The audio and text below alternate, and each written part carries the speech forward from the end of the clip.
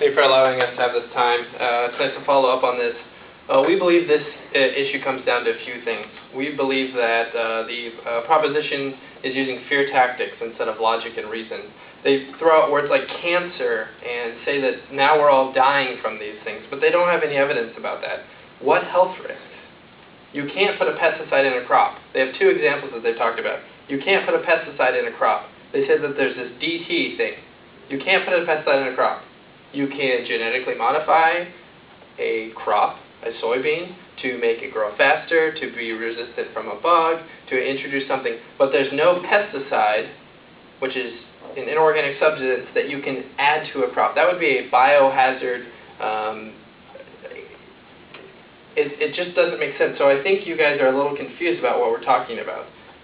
Now, if you want to talk about other things, then okay, but one of your two examples is just out there, and so we're a little confused about where you're coming from. You haven't defined what you're going to do, and so we believe that this argument is that we are going to win this argument because we can't be supporting a law that is not defined. You haven't defined what you're going to do, so now you're going to just go to an industry and just say this is bad based on little evidence. You're going to halt progress without evidence. We've clearly established that. You're going to halt progress from vitamin D in rice for people in Africa that are starving. You're going to halt progress from fighting cold going over California strawberries, or from things being produced quicker at faster rates, which is what is happening with our food production. We're a little scared about what you're doing. You're talking about us not helping out Africa, and yet what are the pirates doing? They're overtaking many of our ships that are taking rice over there to the third world countries that are failing. Our food production is at an all-time high. And then you talk about big corporations screwing over the small corporations. Well, that's an economic issue, but that's not about GMOs. GMOs can be used for small farmers or big farmers, but that is a specific question about a specified amount of wheat that has a introduced trait, but that's not about a small farm versus a big farm.